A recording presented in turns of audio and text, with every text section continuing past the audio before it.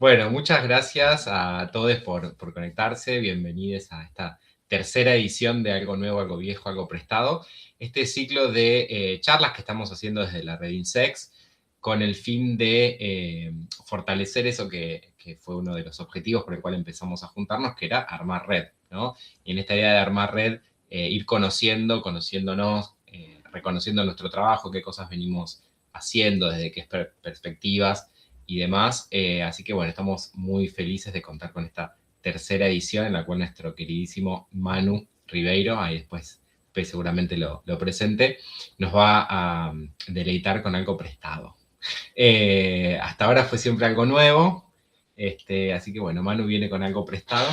Esperemos que en algún momento venga algo viejo también, ¿por qué no? Lo viejo funciona, nos dijeron en una serie el año pasado. Y como veníamos diciendo, la convocatoria para que quien quiera presentar sigue abierta. No quedan muchas fechas disponibles, así que apresúrense porque estamos así exitosas y bueno, si como todo indicaría, este ciclo tiene quórum y va a seguir existiendo, así que lo mantendremos. Pero nada, nuevamente muchísimas gracias y ahí después vamos con los avisos parroquiales. Si quieren, adelantamos uno. Recuerden que tenemos unas tote bags divinas para deleitarse. Acá tendría que ir la imagen de la tote, tipo el banner, con esa tote, sí, que es una de las formas en las cuales desde Red Insex estamos generando un ingreso para realizar y para sostener el Congreso de Diversidad que tenemos dentro de muy poquito, este mes, en 3 semanas, ¿no? Serían, en 3 semanas estamos ahí en Córdoba, en este maravilloso congreso, y si quieren y tener estas bellezas de diseño exclusivo y único, que son las tote bags, lo pueden hacer en el formulario y después lo compartimos acá por el chat y lo dejamos en los comentarios de YouTube, porque esto se graba, para que lo puedan comprar. Y si no, sabemos que la situación económica está complicada, lo podemos, si nos ayudan a difundirlo para que alguien lo compre y apoye el Congreso, también está buenísimo. Y bueno, y prepárense porque se viene el Congreso con de todo, después les contamos más. Bueno, le doy la palabra a P y nuevamente muchas gracias a todos por estar. Gracias, Manu, por aceptar la invitación y proponer este texto prestado. Y siempre gracias, P, por todo el laburo y todo el apoyo. Bueno, ahí dejé menos mal que fue ese mensaje el que compartí y no otro. Copié un mensaje de WhatsApp que estaba circulando más en términos personales para la venta, pero el último es el que vale, donde está el link de las totes que decía Max recién. Bueno, nos acompaña Manuel Ribeiro, que es licenciado en Ciencia Política por la UBA, es docente de UBA, UNAG y UAI, es auxiliar de investigación en el Instituto de Investigaciones Gino Germani, es candidato a doctor en Ciencias Sociales también por la UBA, e investiga sobre estructura y movilidad social, género, análisis de clases sociales, uso del tiempo, trabajo doméstico y de cuidados, y de las diversidades sexogenéricas. En la instancia de hoy nos va a compartir algunas reflexiones vinculadas a la presentación que tituló Ocupaciones LGBT, Teorías y Datos. Así que Manu, cuando quieras. Buenísimo, y comparto pantalla. Vamos a compartir toda la pantalla y esto debería verse. Esperen, tengo que ver si puedo mantenerles acá o les saco. Lo voy a sacar. Cualquier cosa me dice. Esto también lo ocultamos. Bueno, gracias por la presentación y por la oportunidad de compartir esto. Lo que me interesa compartir es algo prestado, que es un texto del 2015, Considerable Stigma and Occupational Segregation Toward a Theory of Gay and Lesbian Occupations, de Trisic Ante B. Knight. Sí, me gustaría presentar el artículo. Es un artículo que me di cuenta hoy que no estaba accesible, pero vía SciHub u otro lado, me lo piden, se los paso. Se puede conseguir. Es un artículo bastante interesante, un poquito largo, pero está muy piola. Y después también compartí algunos datos, ¿sí?, sobre la segregación ocupacional en Argentina. Y cerrar con algunos desafíos y dudas y preguntas. Ellos hablan mucho del unresolved puzzle, con rompecabezas no resuelto en términos de segregación ocupacional LG, ¿no? Lesbianas y gays. Segregación ocupacional, recordemos o sepamos que es la concentración por fuera de lo esperado en determinadas ocupaciones o ramas de actividad. Acá, en este texto, se centran en ocupaciones. Los términos más clásicos de segregación de ocupaciones son el techo de cristal, ¿sí? O el piso pegajoso, ¿no? Muy propios de la economía feminista, donde los estudios de género y la propia economía feminista cuestionan la estructura ocupacional dada, y a los estudios laborales o los estudios de estructura social que han reificado esa estructura androcéntrica, ¿sí? Como la forma en la que se compone, presenta y corresponde que sea la estructura ocupacional. ¿Sí? Es una crítica a un orden establecido donde mujeres, en el caso del techo de cristal o piso pegajoso, y en este caso lesbianas y gays, se concentran en determinadas ocupaciones específicas. Y lo que interesa tanto es conocer en qué ocupaciones están y al mismo tiempo, y especialmente para este texto, ¿sí? Por qué llegan a esas ocupaciones.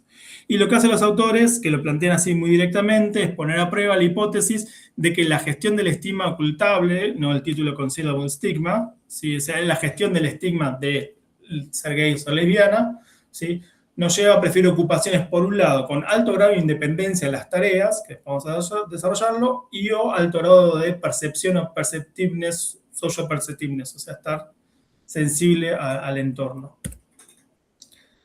Hay como tres grandes teorías que presentan de forma más o menos organizada, ¿sí? Los autores, sobre esta distribución, digamos, sesgada en las ocupaciones.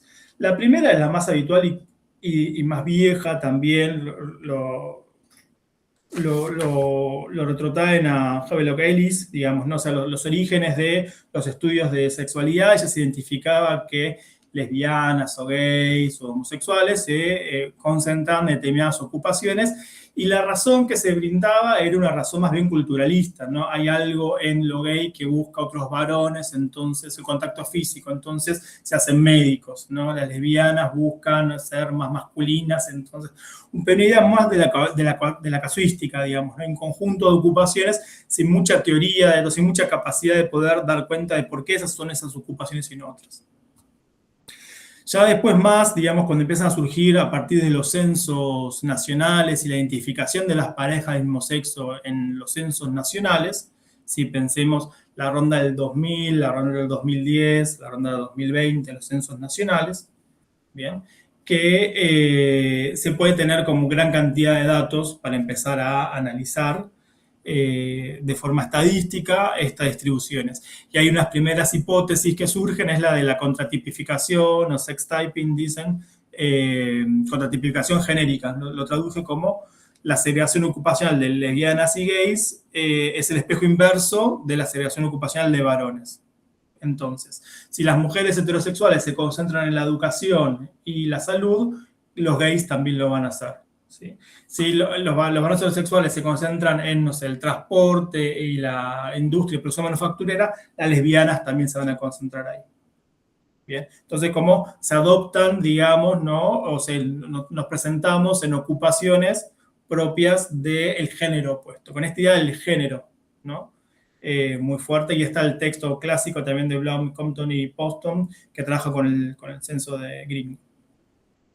Y la tercera teoría, o la tercera forma de pensar por qué gays y lesbianas se ordenan en estas ocupaciones, viene de la mano de Goffman, ¿no? Con el tratamiento del estigma y la gestión del ocultamiento o no ocultamiento del estigma, ¿sí?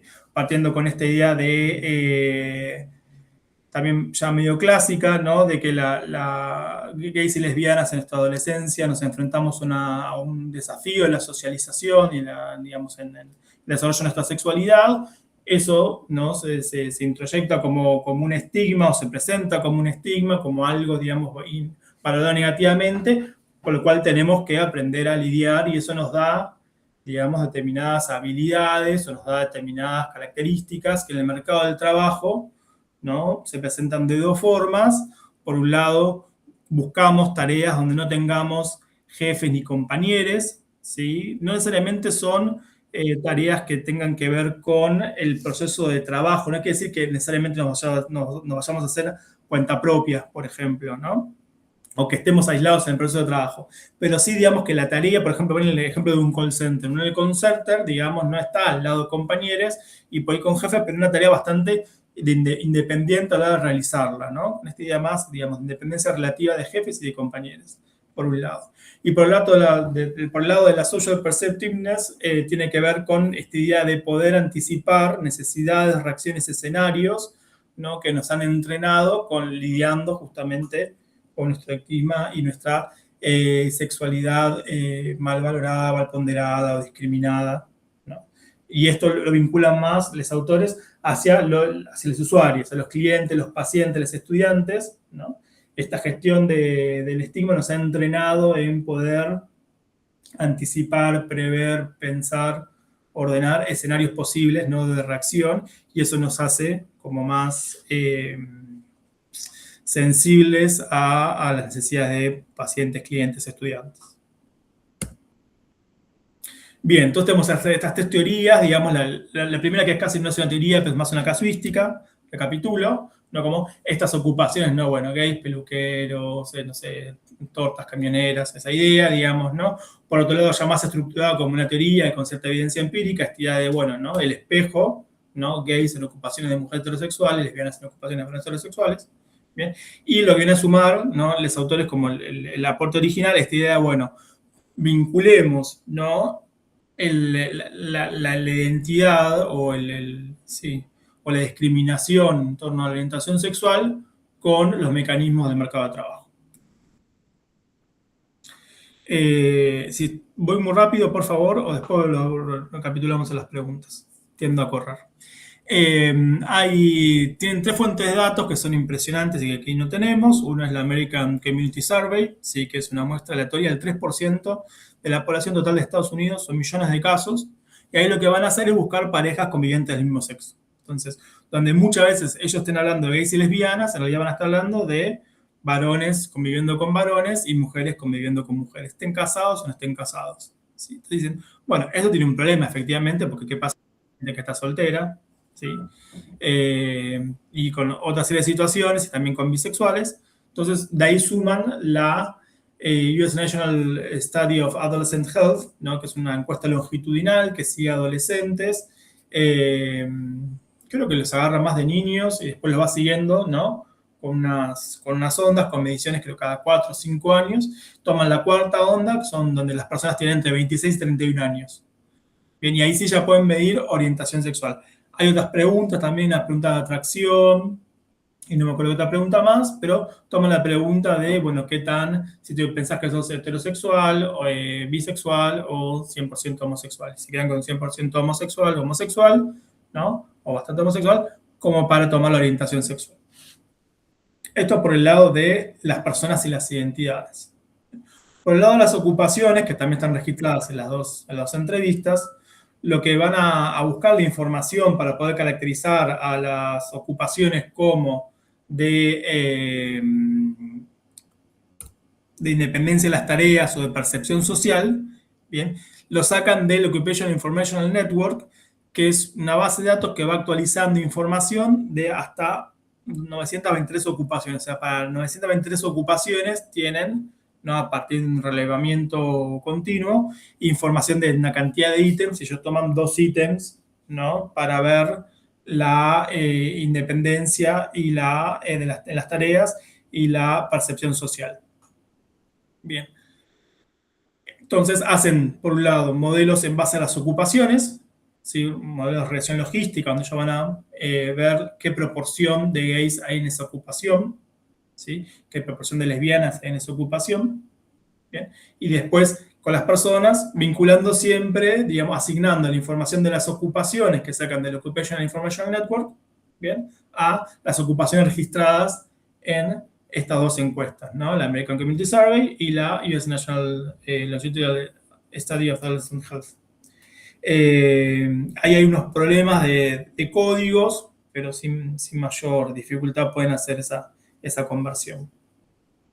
Al mismo tiempo también controlan una serie de variables en el modelo de regresión, ¿no? El modelo de regresión es un modelo que va a permitir predecir la probabilidad de ocupar una de estas ocupaciones segregadas o no, y por otro lado también las personas, no tienen modelos para ocupaciones y modelos para personas. Van a controlar el efecto de la edad, la educación, la raza, el lugar de residencia, las características ocupacionales. También tienen información acerca de la orientación política de las ocupaciones. Si una ocupación está más vinculada a ocupaciones de izquierda o ocupaciones más de derecha. Bien, pero sí no van a tener en cuenta interacciones. Es decir, van a ver cada efecto de forma independiente y no combinado. ¿Qué conclusiones tienen? Bien, en primer lugar, corroboran, y no lo destacan tanto, pero por los análisis que presentan, hay como lo que más fuerte se da es esta idea de la contratipificación genérica.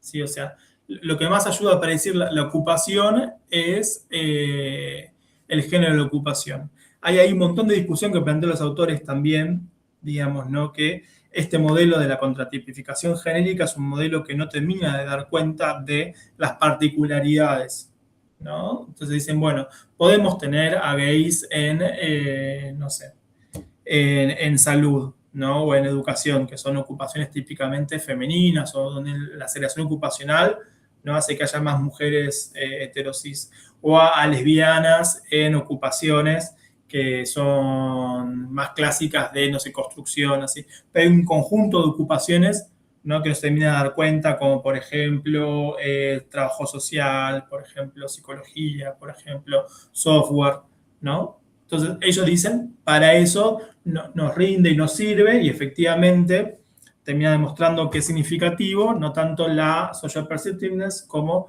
la independencia de las tareas, ¿no? Esta idea de la gestión del ocultamiento o no ocultamiento del estigma, ¿sí? Tiene un lugar. Y sí, hay como un énfasis fuerte en descartar, un poco por azarosa, como dicen, o un poco por casuística, o por muy elemental y no sistemática, esta idea de perspectiva culturalista, ¿sí? O sea, en el sentido de, no es tanto una esencia, como más forzando el argumento, no, una esencia o una naturaleza de gays y lesbianas que hace que sean más sensibles, entonces que vayan, no sé, o más cultural, entonces que vayan a las artes, ¿no? Como descartan eso y se centran más en los mecanismos de la discriminación y el mercado de trabajo. Pensé ahí como, bueno, algunos límites, ¿no? Por un lado, bueno, gays y lesbianas, y ellos nunca lo plantean, ¿no? No tenemos la misma expresión de género, ¿no? Hay lesbianas más butch, lesbianas más femme, hay gays con más plumas, con menos plumas. Nada de esto, digamos, no termina trasluciendo acá. Y al mismo tiempo, ¿qué pasa con la identidad de género? ¿Sí? Pensando en términos de cissexismo. ¿Bien? Nunca se tiene en consideración, principalmente por las fuentes de datos, pero también por la complejidad del análisis. Bien, ahí hay como, me parece, una doble limitación, tanto porque no se miden los datos, pero tampoco se tiene en cuenta en términos analíticos o más teóricos, ¿no? Que hay gays que son transgénero, y hay gays que son cisgénero, y hay gays que son no binarios. Entonces, y lo mismo lesbiana. Entonces, la complejidad de la identidad de género, ¿no? Y especialmente en términos del ocultamiento del estigma, ¿no? Pues esta idea que algo que se puede ocultar, ¿no? Y yo voy gestionando y negociando a quién sí, a quién no, y eso me va entrenando. Cuando introducimos consideraciones sobre el cissexismo, estalla. Se complejiza, digamos, de forma en la que no sé hasta qué punto, ¿no? Y por eso también yo siempre son muy cuidadosos a la hora de lesbianas y gays. Bien. LG debería ser en vez de LB, después lo corrijo. No, hay que el que termina pasando con la identidad de género de estas personas. Y del lado, desde el punto de vista más teórico también, hay pensar dos cuestiones me parece que son importantes, ¿sí? Por un lado, que, o sea, fuera de, como hay una matriz muy liberal a la hora de pensar, también los autores son canadienses y estadounidenses, ¿sí? A la hora de pensar por fuera del liberalismo, o sea, más allá de la discriminación y el estigma en términos de la construcción de estas identidades sexogenéricas y fuera del mercado de trabajo, en términos del proceso de trabajo, la distribución de recursos bajo el capitalismo, ¿sí? ¿Qué pasa si tenemos que pensar esta segregación desde otras teorías? Bien. Es efectivamente un concepto muy cargado de liberalismo, la idea de segregación ocupacional, al menos en los términos habituales en lo que fue pensado. Pensemos en la idea de techo de cristal, ¿sí? esta idea de, habitualmente, de mujeres que no pueden acceder a posiciones de poder, ¿no? Entonces, tenemos que celebrar que haya mujeres rectoras, tenemos que celebrar que haya mujeres generales, tenemos que celebrar que haya mujeres presidentas. No sea, rompamos esta barrera invisible que impide a las mujeres llegar al lugar donde priman los varones, ¿no? Que es una reivindicación clásica del feminismo de la igualdad. Entonces, pensando de otras perspectivas, bueno, ¿queremos que haya gays generales? ¿Queremos que haya mujeres travestis presidentas? ¿Sí? ¿Presidentas de qué país? Hay un montón de cuestiones, ¿no? Desde otro punto de vista, o sea, dentro de la misma teoría, si el piso pegajoso presenta otra perspectiva, aunque también, digamos, ¿no? Que se puede cuestionar de otros ámbitos de la reproducción social. ¿A qué voy? ¿No? Piso pegajoso plantea que las personas no pueden despegarse, ¿no?, de determinadas ocupaciones, ¿no? Entonces, la discusión clásica, por ejemplo, en términos de identidades sexuales, puede ser la prostitución, ¿no? La prostitución como trabajo, pues pensado por el abolicionismo clásicamente como un trabajo poco deseable, un trabajo, o ni siquiera un trabajo. Entonces hay que despegar a las compañeras, ¿no? Sería el planteo liberal, despegar a las compañeras de ese piso pegajoso que le pueden ser las travestis e incorporarla a otros trabajos. Cuando rompemos, digamos, ¿no?, desde el punto de vista de la identidad de género o desde el punto de vista del liberalismo estas preguntas, sale un conjunto de interrogantes muy, muy complicados. No sé cómo voy de tiempo. Me parece que tengo que apurarme.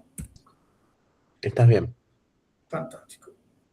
Esto viene como carácter ilustrativo para plantear las dificultades de pensar estas cuestiones en términos empíricos.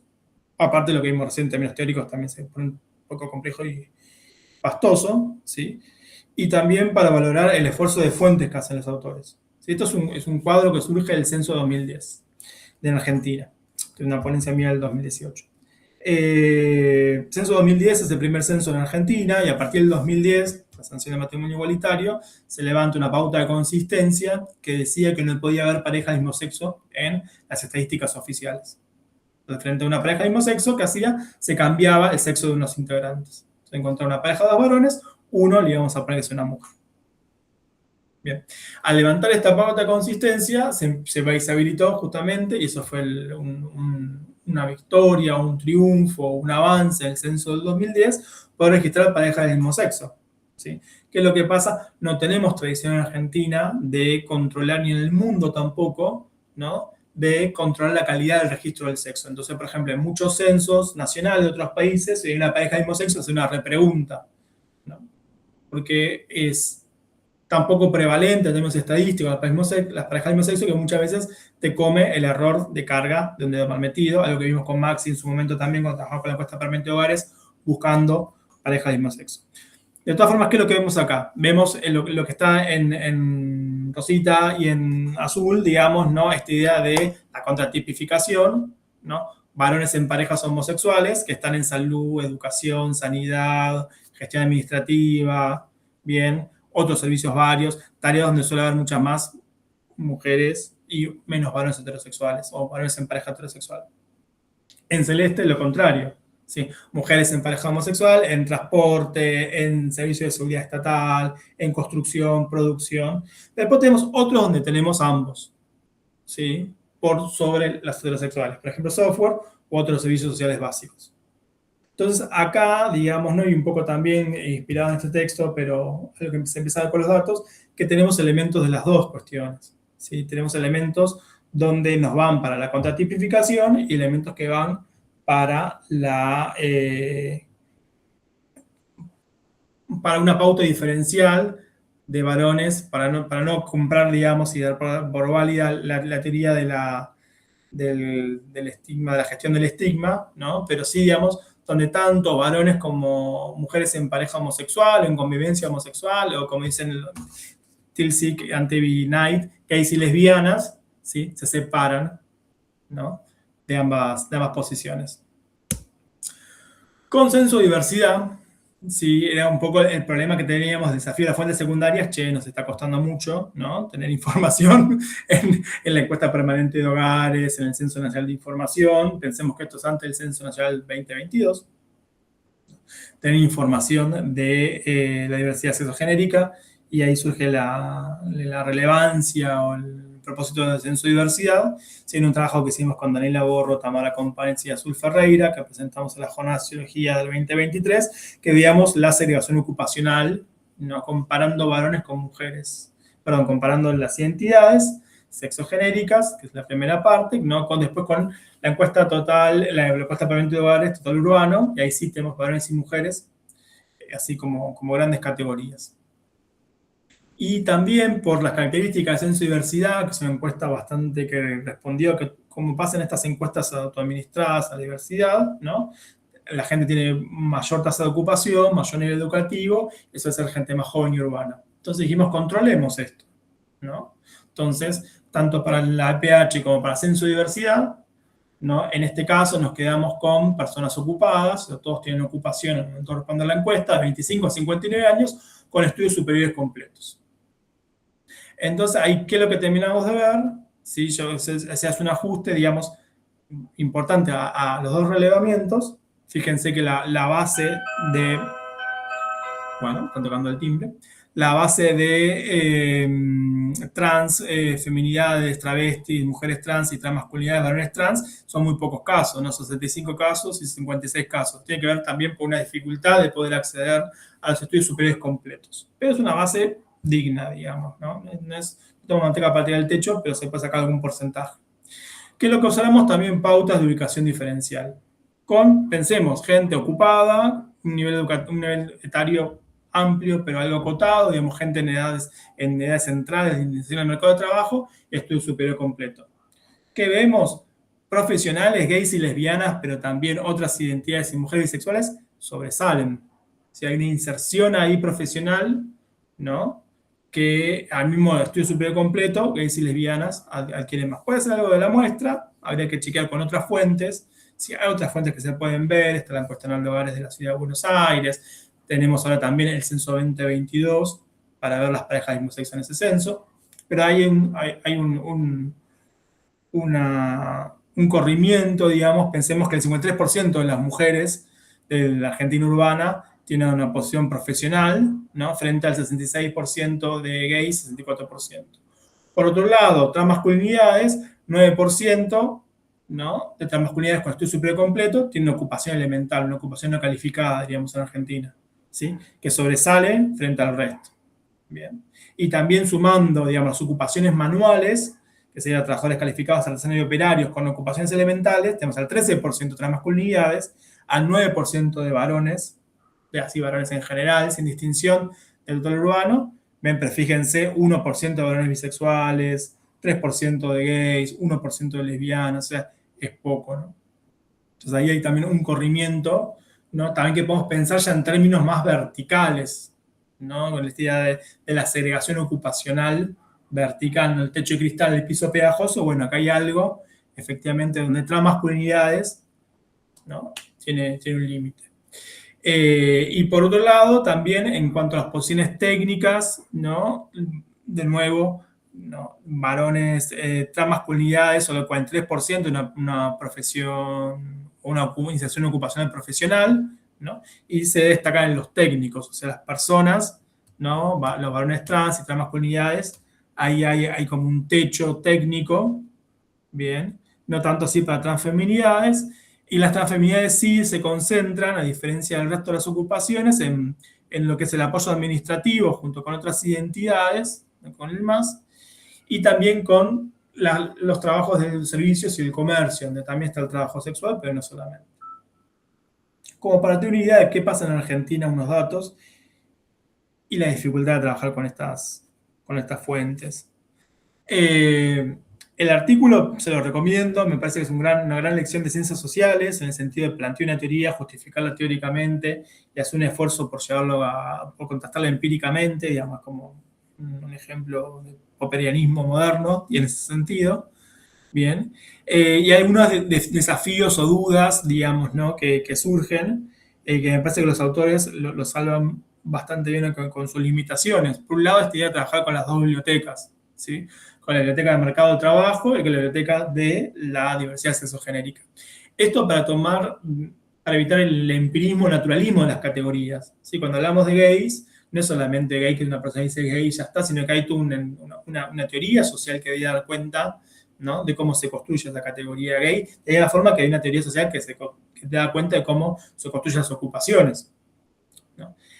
El tema ahí, tengo más claro por ahí el qué hacer, que bueno, hay que sistematizar y simplificar, ¿no?, las bibliotecas para que puedan circular de un lado al otro, ¿no? Hacerse experto en la biblioteca de mercado de trabajo y hacerse experto en biblioteca es como imposible, gente.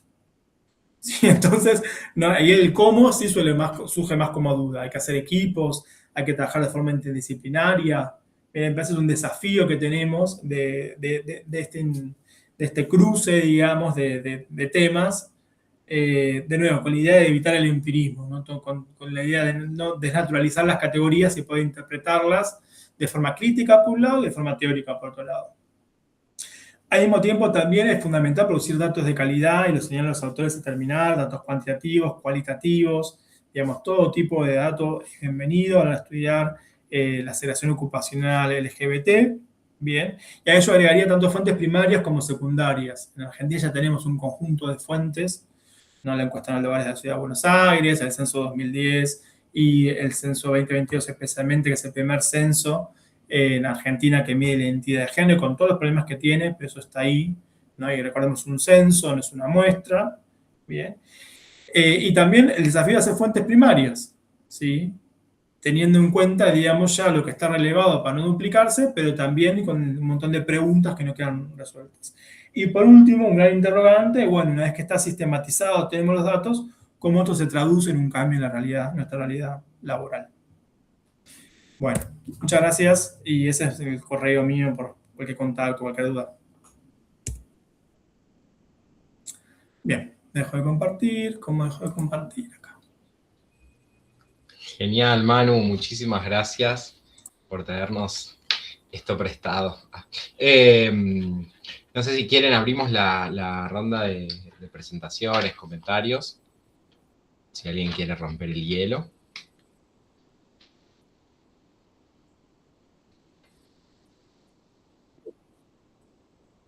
Ahí Hugo, con un corte de pelo nuevo. Hola Manu, ¿cómo andás? Qué bueno escucharte, estuvo buenísima la presentación, gracias miles, ¿sí? Y dejas muchas preguntas abiertas. Tengo dudas sobre dos cuestiones que por ahí las mencionaste más al pasar, pero ¿qué pensás y si hay datos, digamos, como para avanzar en esa línea? Por un lado es la articulación con educación, porque como estamos hablando de segmentos donde hay altos niveles de profesionalización, uno puede imaginarse que el peso de los condicionamientos ya parte desde la base en que, por ejemplo, eligen una carrera universitaria, ¿sí?, o terciaria, o lo que fuera. Entonces, ¿cómo se involucra la cuestión, digamos, de la educación en estos análisis o en esta perspectiva teórica? Y la segunda es, viste que hay algunos datos más recientes, sobre todo en Estados Unidos, con esta idea de como una especie de práctica de anticipación al estigma, y que supone, digamos, que algunos lesbianas y gays en realidad dan más de lo que dan las personas heterosexuales en los espacios laborales, crecen más, ganan más, justamente por overcompensating, creo que le dicen, la teoría del overcompensating, el estigma, ¿sí? ¿Hay algunos datos en Argentina que apuestan por ese lado? ¿No? ¿Sí? ¿Qué le parece? ¿Hacemos ronda y recolectamos varias preguntas? ¿Alguien más ahí? Sí, ronda y debate. Ronda y debate. Pato tiene cara de estar pensando.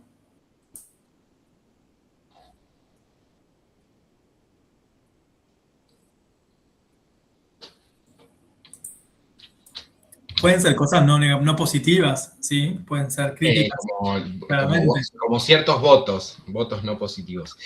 Bueno, yo anoto unas preguntitas. Edu, si no me preguntás vos y después. No, pero la pregunta va desde la completa ignorancia que tengo sobre estos temas. Así que bueno, agradecerte, Manu, que nos desburres a algunos de los que estamos acá por lo menos, en este tipo de metodologías y de abordaje de la cuestión.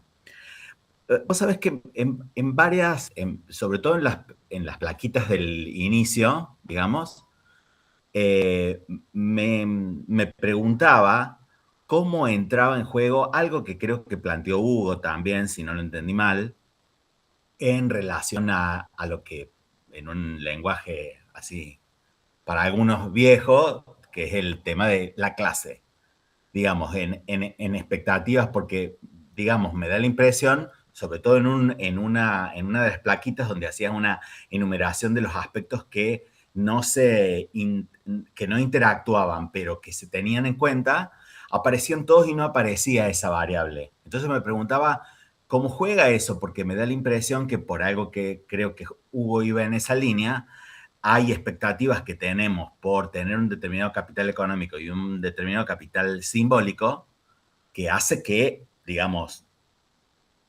yo soy maricón desde chico y nunca se me ocurrió que iba a ser peluquera o peluquero, ¿no? O sea, para mí no estaba dentro de esas expectativas y no vengo vengo de una clase media, pero digamos, uno, si me permiten decirlo así de una manera muy incorrecta, pero pareciera que es una tarea que realizan las maricas pobres o las maricas que no terminaron, que no aspiraron a ir a la universidad. Bueno, digo, ese tipo de aspiraciones que son de clase, que son burguesas, que son jodidas y que tienen un montón de prejuicios encima, me parece que, bueno, me pregunto cómo aparece o cómo se mide eso.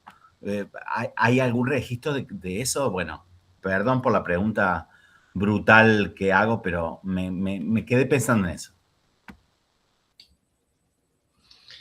Ahí me aprovecho y me sumo a algo que me parece que está buenísimo destacar en función también de esto que decía Edu, de decir, bueno, por ahí no haber escuchado este tipo o no está tan empapado de este tipo de discusiones, y es justamente un poco la idea de estos espacios y de esta red interdisciplinaria, donde desde diferentes enfoques y perspectivas estamos pensando las diversidades, y sus múltiples dimensiones y las disidencias desde sus múltiples facetas, dimensiones, etc.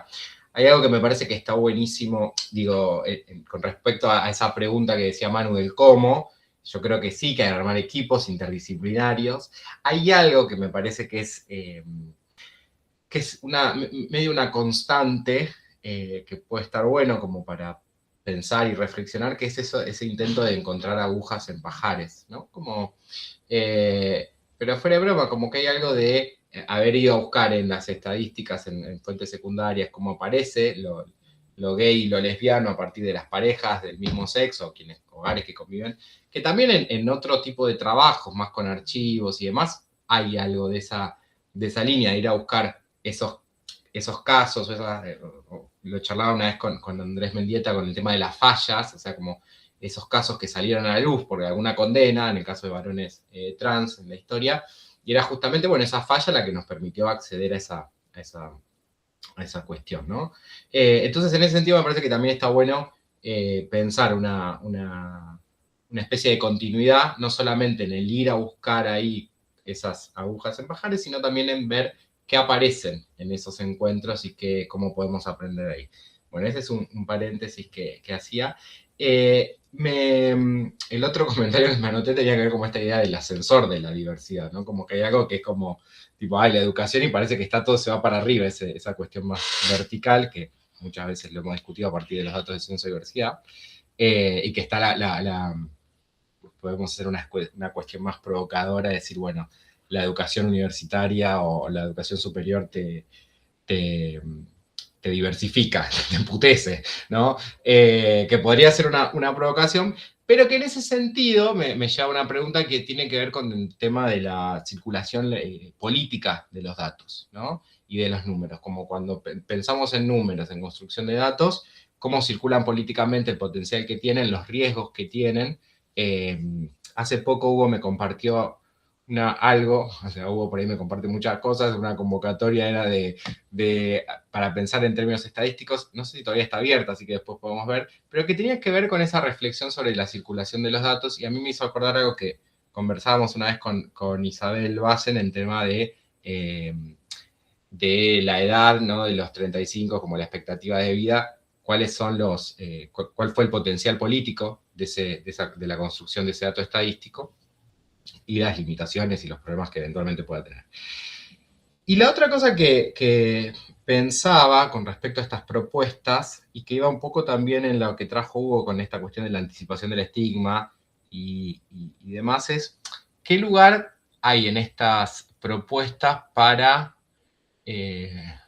la decisión, ¿no? Como hay algo de la decisión y de lo consciente y lo inconsciente que se juega ahí, como una especie de antropología del sujeto que está por detrás de estas construcciones teóricas, que es como, bueno, pero que son personas que deciden meterse en un trabajo porque saben que no van a tener contacto con eso, o trabajan en call center porque tiene que ver con los trabajos que hay disponibles en ese momento, cuánto hay de esa negociación, qué pasa ahí, ¿no? Digo, me parece si hay algo, la pregunta es si no hay también un sesgo liberal en la lectura de ese sujeto trabajador y de esa persona que está trabajando, que lleva a que efectivamente pueda haber como, y ahí sí reivindicar algunas cuestiones, alguna dimensión más cultural, pero de las culturas de los trabajos, para pensar otros horizontes, ¿no? Y otras posibilidades. Pero bueno, eso es por ahí una lectura que iba por otro lado, pero nada, me llevó a pensar varias cosas la presentación. Gracias.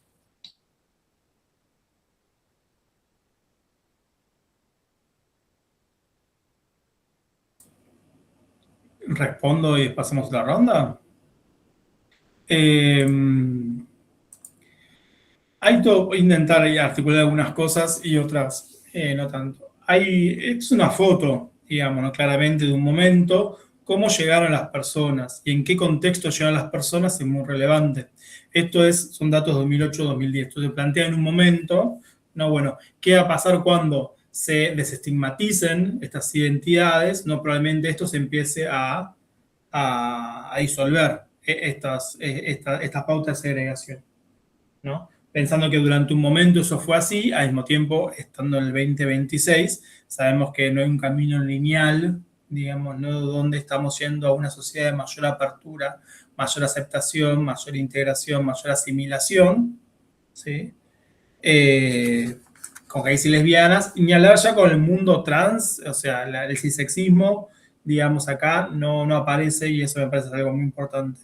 Pero sí me parece que una cuestión más histórica a tener en cuenta, digamos, ¿no? Estas personas que están en el mercado de trabajo en el 2008, tienen, no sé, 30 años, entonces nacieron en el, ¿no? 78, una cosa, como ciertas cohortes, ciertas generaciones, ¿no? Y eso también para tener en cuenta el sentido del acceso a la educación, como decía Hugo, todas las teorías, no solamente la liberal, ver la educación como un parteaguas en la inserción laboral, sea porque ahí se refleja el mérito, bien, que va a permitir a una persona siga estudiando y acceda a estas posiciones de trabajo, o se reproduzca un hogar de origen, no a partir de la imposibilidad de acceder, de un punto de vista otro más de teorías educativas, hay ahí una barrera. Al mismo tiempo también, y ahí sí, digamos, ¿no? Me recuesto de nuevo sobre los estudios más de género, más feministas, hay pautas de sobrecompensación, ¿sí? Pero no sé si son pautas sobre compensación, y me parece que es interesante verlo también con lo que planteaba Edu, digamos, ¿no? Los vemos sobrecompensados a los que llegaron ahí arriba, digamos, ¿no? O sea, ¿qué pasa con todo el resto que nos llegó arriba? ¿Sí? Y también qué pasa con todo el resto que no está, ¿no? Porque ahí sí yo diría, tenemos una mortalidad diferencial, tenemos un montón de situaciones, digamos, que nos desclasan, ¿no? En términos de clase, o nos corren. Me parece que poner el énfasis en ese 66% de gays con estudios superiores completos, ¿no? O sea, gente que terminó la universidad o el terciario, que tienen una profesión, ¿cómo se llama? Una iniciación ocupacional profesional, o sumando los técnicos también, que llega como al 80%, o al 20% que no. Y compensa, o sea, ¿cuál es el costo de la compensación también? ¿Cuál es el costo de circular en esos ámbitos? Siendo que en última instancia son ámbitos por ahí que sí, efectivamente, esto es una teoría, son mucho más amigables, sensibles a las diversidades, los ámbitos estatales, sector público o los ámbitos universitarios, ¿no? Así como la educación es un ámbito donde es mucho más sensible al desarrollo de las mujeres frente al desarrollo de los varones, lo que plantean algunas teorías, ¿no? Bueno, pero no todos esos ámbitos son así. Entonces ahí me parece que hay que pensar, o sea, ¿se sobrecompensa? ¿Cuál es el costo de sobrecompensar? ¿Sí? Y en cómo medimos esa ese sobre rendimiento en un punto. Entonces, hay tanto para los estudios más clásicos que comparan varones y mujeres, acá también me parece que hay que ver el costo de ese plus, por decir una forma.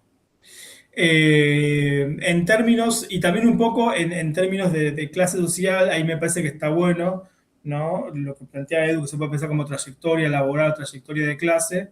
Sí, en una respuesta más general, en términos, buena parte de la biblioteca de la sociología, al menos, emparenta ocupación con clase. Entonces, muchas de estas cuestiones se pueden ver en términos de clase. ¿Sí? Otras teorías, no, tipo Bourdieu, que amplía la clase, bueno, hasta que la termina disolviendo en el espacio social, pero me parece que hay algo así. Y lo que sí está bueno pensar, y hay un poco también retoma con lo que planteaba Hugo, ¿no? Que para hacer ciertos caminos, ¿no? Por ejemplo, para ser profesional, no, o sea, recapitulo, por ejemplo, la construcción. La construcción es un clásico ejemplo de selección de ocupación masculina, donde hay una carrera. Si uno puede empezar de peón y terminar como maestro mayor de obras. Requiere cierta titulación, rito pasado, pero hay como una cosa mucho más oficial, medio oficial, ¿no? Las mujeres no tienen eso. No hay tal profesionalización del trabajo doméstico, que sería el nicho comparable en un punto. Eso obliga a las mujeres a pegar saltos. Una mujer entonces la mujer tiene que pasar para ser maestra, para ser enfermera, ¿sí? Tiene que pasar necesariamente por el sistema educativo. Entonces habría que ver un poco también, y tenemos en Censo de Diversidad la información del origen social, ¿no? Ver qué pasa con esas trayectorias, ¿no? Y ver efectivamente quién puede dar ese salto y quién no puede dar ese salto y cuál es el costo de dar ese salto. ¿Sí?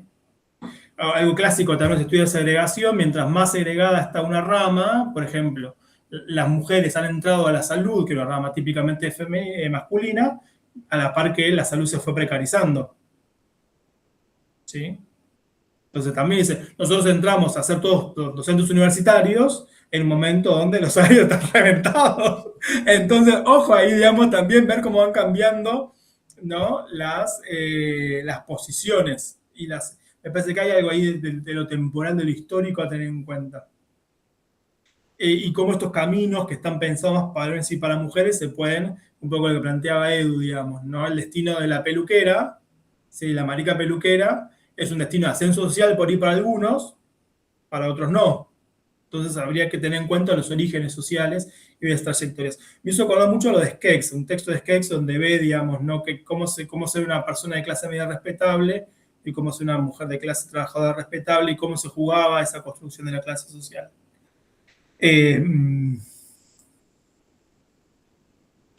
Bueno, la educación sí, en la educación eso se ve mucho cuando comparamos, hay una cosa por lo menos en censo de diversidad, pero también en el censo nacional y en otros, digamos, donde las parejas también de gays y lesbianas tienen mayor educación, ¿sí? Y el contraste está muy claro con las personas trans, ¿no? Y ver ahí esas barreras en la educación y cómo, digamos, más a nivel de trayectoria, cómo se van, digamos, cancelando escalones, ¿no? Cómo van corriendo a la gente de que pueda dar ese paso, ¿no? En términos en la estructura de la desigualdad.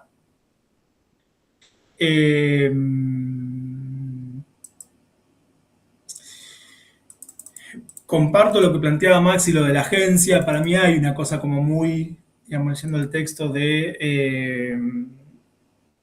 no hay muchos determinantes estructurales a la hora de pensar estas trayectorias, ¿sí? Tanto en términos más liberales, más clásicos, como tener en cuenta la raza, como tener en cuenta, ¿no? Un montón la migración, digamos, ir sumándole capas a la desigualdad.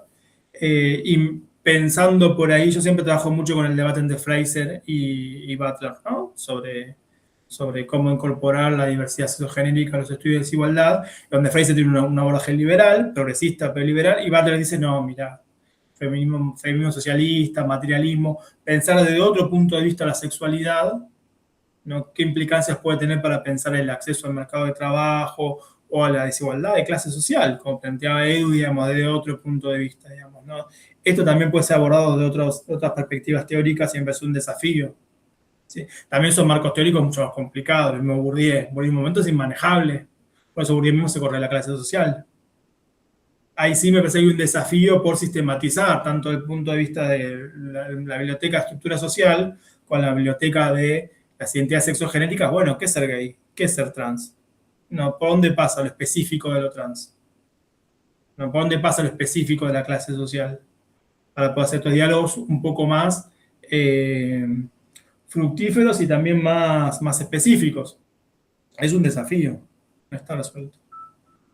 Maxi decía que poner a alguien a hacer un entesista a hacer el estado del arte. Que tu tesis sea tesis de maestría del estado del arte de esto, y bueno, puede ser una solución, digamos, más en términos más de productos o más de la lógica de trabajo en la academia. ¿Cómo circulan políticamente estos datos? Para mí hay un hiato entre cierta producción académica, digamos, ¿no? Y cierta participación política, y la responsabilidad está en los dos lados. Eso es así. Una academia que somos una máquina de ciencia básica, digamos, ¿no? Donde se valora mucho el paper y ahí ya está, ¿no? Y un activismo que busca porcentajes para la intervención. Las dos cosas son válidas, digamos, ¿no? Los académicos tienen que comer, las académicas tienen que comer, las reglas del juego son esas. Digamos, nadie decía a la gente con ICE deja de publicar papers porque tienen miedo que les echen, digamos, ¿no? Entonces está esa preocupación, el lícito que produzcan papers, ¿no? El lícito y necesario que el activismo busque porcentajes para la incidencia, ¿sí? Tenemos el desafío de llevar a hacer un camino más sinérgico. Y la gente, claro, todo esto en un estado mileísta, digamos, ¿no? Donde estamos todos afuera, ¿no?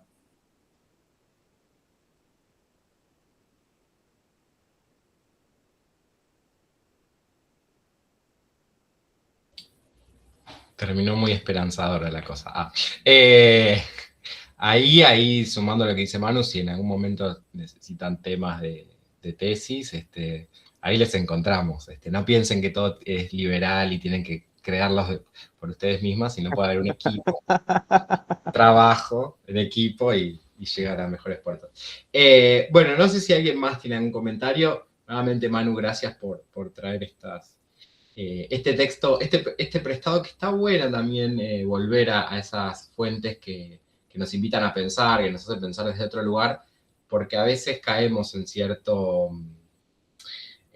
idea de que hay que crear todo de cero. Bueno, no hay que crear todo de cero, hay un montón hecho antes, hay bastantes avances, hay discusiones que ya se han dado y demás, así que nada, después ahí Manu puede circular el texto, lo comparte y lo mandamos desde el mail de Redinsex para que circule. También va a circular este videíto donde estamos acá. Y recuerden de comprar las totes y nos vemos en el Congreso. Y no sé, si podemos contar quién va a estar en el próximo ANAVAP. Hago un paréntesis. ANAVAP me suena muy a la novela que estaba ATAP, no sé si se acuerdan, estuve pensando todo el tiempo cómo se llamó esa novela, que le llamaba Argentina de Tierra de Amor y Venganza. Claro, pero la llamaban ATAP, porque era un nombre muy largo. Entonces quedó ANAVAP ahí, me encanta. Así que bueno, si querés, contá quién va a estar la próxima, deleitándonos con su trabajo. Sí, vamos con esa última información. De nuevo, Manu, gracias. Hermosa representación y maratónica. Gracias por hacerte el tiempo también para compartir acá, aún con todo el trabajo que le estás poniendo al Congreso. Ahí dejé primera información. Quedan los dos últimos lugares, como decíamos hace un ratito, para presentar en el marco de ANAVAP. Las dos últimas fechas son 6 de octubre y 1 de diciembre.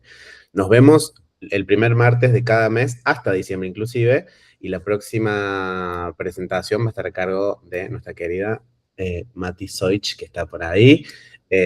Así que ya con el correo adjuntando esta grabación vamos a tirar los titulares de la presentación de Mati. Así que bueno, nos vemos el próximo martes, que es 7 de julio, con Soich. Pero antes nos vemos en el Congreso. Claro. Nos vemos en el Congreso, claro. Muy bien. Bueno, sí, si quieren empezamos a pasar esa agenda, pero no, sí, nos vemos en el Congreso y luego en el marco de ANAVAP nos vemos el 7 de julio. Con unas totes divinas. Bueno, ¿tenés una ahí a mano para mostrarla? Ya le está llevando clase. Esto es televisión en vivo. Ya la lleva a clase a la Tote, así que imagínate. Me encanta, como corresponde. Están bárbaras. Así que bueno, les recordamos que si quieren comprarla y o difundirla, colaboramos con la Red Insex, con el Congreso. Nuevamente, muchas gracias por estar aquí. Gracias, Manu, por la presentación y nos vemos la próxima. Gracias a ustedes. Nos vemos. Gracias, chao, chao. Gracias.